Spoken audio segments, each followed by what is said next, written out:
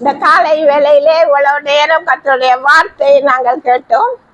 அப்பொழுது அருமை பாஸ்டர் எனக்கு சொன்னார், பிள்ளைகளுக்கு ஒரு அறிவுரை கூறுங்க. பெண் பிள்ளைகளுக்கு கேர்ள்ஸுக்கு, நாட் ஓன்லி ஃபார் கேர்ள்ஸ், இது யங்ஸ்டர்ஸுக்கு, எல்லாரும் வாலிபர்கள். பெண் பிள்ளை மட்டும் வாலிபம் இல்லை, ஆண் பிள்ளைகளும் வாலிபத்தில் இருக்காங்க. அதனால ஆனா முதிர் வயது உள்ளவங்க இந்த 10 நிமிஷம் நல்லா தூங்குவோன்னு நினைச்சிடாதீங்க. கொஞ்ச நேரம் சிஸ்டர் பேசி கத்தட்டும், நாங்க தூங்குவோன்னு நினைக்காதீங்க. ஏனென்றால் கழுதை போல எங்களுடைய வயதும் வாழ வயது போல ஆகிறது. இந்த நேரத்துல நாங்களும் முதுமை என்று, நான் முதுமையில இருக்கிறேன். எங்களுடைய போதகருடைய மாமியார், எங்களுடைய அம்மா கூட அவங்களும் உள்ள முதுமையை காணல, கொஞ்சம் முக்கால் வாசித்தான் இருக்காங்க. நாங்க முதுமையின் வாசலுக்கு நான் வந்துட்டேன்னு என்ன பத்தி நான் சொல்லுறேன். ஏன்னா ஒரு பழமொழி இருக்கு, காடு வாண்டது வீடு போகிற வயது. ஆனால் கர்த்தர் இந்த சந்தர்ப்பத்தை எனக்கு கொடுத்தார், வாலிப பிள்ளைக்கு எச்சரிக்கையாக இருக்கும்படியாக. ஏனென்றால் வாலிபத்தை கடந்து வந்தவள் நான். ஒரு முறை கூட எங்கள் வாலிபர், இங்குள்ள வாலிபருக்கு சொன்னேன், வாலிபம் என்பது ஒரு இளமையானது. அது வாலிபம் மலர்கள் எல்லாம் இலையுதிர் காலத்துல எல்லாம் விழுந்துரும், மரம் மொட்டையாயிருக்கும். அதன் பிறகு சின்ன துளிர்கள் வரும், கண்டிருக்கீங்களா? அழகாக பச்சையாக கொழுந்து வரும், சின்ன கொழுந்து கொழுந்து கொழுந்து வந்து அழகாக அந்த மரம் இருக்கும். அதன் பிறகு பூ காயெல்லாம் வரும். ஆனால் வாலிப வயது என்பது இந்த சின்ன பிஞ்சு, இந்த துளிராக இருக்கிறது, அழகானது.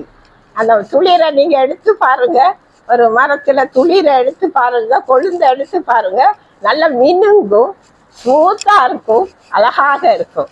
அதுதான் வாலிபம். இந்த வாலிப வயதை கர்த்தர் எங்களுக்கு கிருபையாக கொடுத்திருக்கும் போது ஒரு எச்சரிப்பின் சத்தத்தை அவர் கொடுக்கிறார். வாலிப வயது ஒரு எச்சரிப்பின் சத்தம் உள்ள ஒரு வயதாக இருக்கிறது.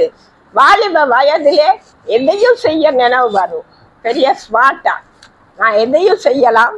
அம்மா அப்பா சொன்னாச்சு, அவங்க என்ன சொல்றது, நான் என்ன கேட்கறது, அவங்க கோப்பி காலம். நாங்க இப்ப என்ன காலத்துல இருக்கிறோம், நெஸ்காஃபி. கோப்பி காலம் முடிஞ்சிட்டு நெஸ்காஃபி காலம், இன்ஸ்டன்ட் ஃபுட் காலம் இது. அதனால நாங்க வேண்டியதை செய்யலாம்னோ. ஆண்டவருடைய வார்த்தை சொல்லுகிறது, நீங்கள் அப்படி செய்யவே முடியாது. எங்களுடைய பவுல் அப்போஸ்தலன் தனக்கு உதவிக்கு வந்த, தன்னோட ஊழியத்துக்கு வந்த தீமோத்தேயு என்ற வாலிபனுக்கு அவர் பல எச்சரிப்புகளை கூறுகிறார். அந்த வாலிபன் கர்த்தருடைய ஊழியத்தை செய்ய முன்வந்த காரணம் யார் தெரியுமா? அவனுடைய பாட்டியும் அவனுடைய தாயும், ஐநேக்கையாலும் லோவிசால் என்கிற 2 பேரும், அம்மாவுடைய அம்மாவும் அந்த வாலிபன். இங்குள்ள அம்மாமார் கவனமாக கேளுங்க, அப்பாமார் கவனமாக கேளுங்க. அந்த தீமோத்தேயுவை வழி நடத்தினது பாட்டியும் அம்மாவும் தான். ஒரு பொறுப்பான வாழ்க்கையை அந்த தாய், அந்த பாட்டி, தகப்பனுக்கு இருக்கு பங்கு, ஆனால் தகப்பன் உழைப்பிலே அந்த பங்கை ஏற்றுக்கொள்ளுகிறார். வீட்டில் இருக்கும் அம்மாவும் பாட்டியும் பிள்ளைகளை சரியாக வளர்க்க வேண்டியது அவசியம். இன்றைக்கு நான் உங்களுக்கு சொல்ல போறேன், சாட்சியின் ஜீவியம். வாலிபம் சாட்சியின் ஜீவியம். நாங்க வாசிப்போம். தீமோத்தேயு 1 தீமோத்தேயு 4:12 வசனத்தை வாசிங்க. 1 தீமோத்தேயு சத்தமா வாசிங்க. 4ஆம் அதிகாரம் 12ஆம் வசனம். உன் நிலைமையை குறித்து ஒருவனும் உன்னை அசட்டை பண்ணாதபடிக்கு நீ வார்த்தையிலும் நிப்பாட்டி வாசிங்க. என்ன சொல்றாரு? வார்த்தையிலும் நடக்கையிலும் அன்பிலும் ஆவியிலும் விசுவாசத்திலும் கற்பிலும் விசுவாசிகளுக்கு மாதிரியாயிரு. நீ சாட்சியாக இருக்க வேண்டும். விசுவாசிகளுக்கு என்று சொல்லும் போது சபையின் விசுவாசிகள் மட்டுமல்ல, கிறிஸ்தவர்கள் எல்லாரும் விசுவாசிகள், கிறிஸ்தவர்கள் எல்லாரும் ஊழியக்காரர். நாங்கள் என்ன செய்யணும்? மற்றவர்களுக்கு மாதிரியாக, விசுவாசிகளுக்கு மட்டுமல்ல, விசுவாசத்தை தேடி ஓடி வருகிறவர்களுக்கும் இந்த வாலிப பிள்ளைகள் சாட்சியாக இருக்க வேண்டும். ஒன்றொன்றாக நான் சக்குன்னு சொல்லுறேன்.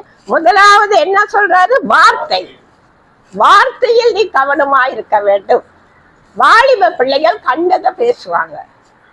தங்கள் மனசுக்கு ஏற்றபடி தாய் தகப்பன் சொல்லுறதோ ஆசிரியர் சொல்லுறதோ ஏற்றுக்கொள்ள மாட்டாங்க. இவங்க என்ன சொல்றது, நான் என்ன கேட்கிறது, என்ன இஷ்டப்படி வார்த்தை. அந்த வார்த்தையிலே அவர்கள் தவறுகிறவர்களாக இருக்கிறார்கள். யாரையும் கண்டால், ஒரு கை கால் ஊனமுள்ள யாரையாவது கண்டால் இந்த வாலிபர் கூட்டம் என்ன செய்யும், அவங்கள கேலி பண்ணும், வார்த்தையில கேலி பண்ணும். இந்த பாரு நொண்டி நொண்டி போகிறான், இவன் இப்படி செய்யறான், அவன் அப்படி செய்யறான். இந்த வார்த்தையிலே உண்டாகிற இந்த பாவத்துக்கு நாங்கள் காக்கப்பட வேண்டியது அவசியம். என்னுடைய வாலிப காலத்தை நினைத்து பார்க்கும் போது நான் மிகவும் கொள்ளாதவளாக இருந்தேன். 22, 23 வயசுலே, வாலிப வயதிலே நான் மற்றவர்களை பற்றி கேலி பண்ணி நான் சிரிக்காம அமைதியாயிருப்பேன், மற்றவர்கள் சிரிப்பார்கள். வகுப்புல நான் சிரிப்பு காட்டி விட்டு நான் அமைதியாகி விடுவேன். என்னுடைய ஃப்ரெண்ட்ஸ் எல்லாம் சிரிப்பாங்க. நான் படித்தது கான்வென்ட்ல. எங்களுடைய சிஸ்டர் வந்து சொல்லுவாங்க, வயலட்டை போல நடந்துக்கோங்க. ஆனா செய்தது நான் அமைதியாகி விட்டேன். அந்த பிள்ளைகளுக்கு சொல்லுவாங்க, வயலட்டை போல நாத்தாலே பொல்லாது. அதுகள் என் பேச்சை கேட்டு அதுக சிரிச்சது.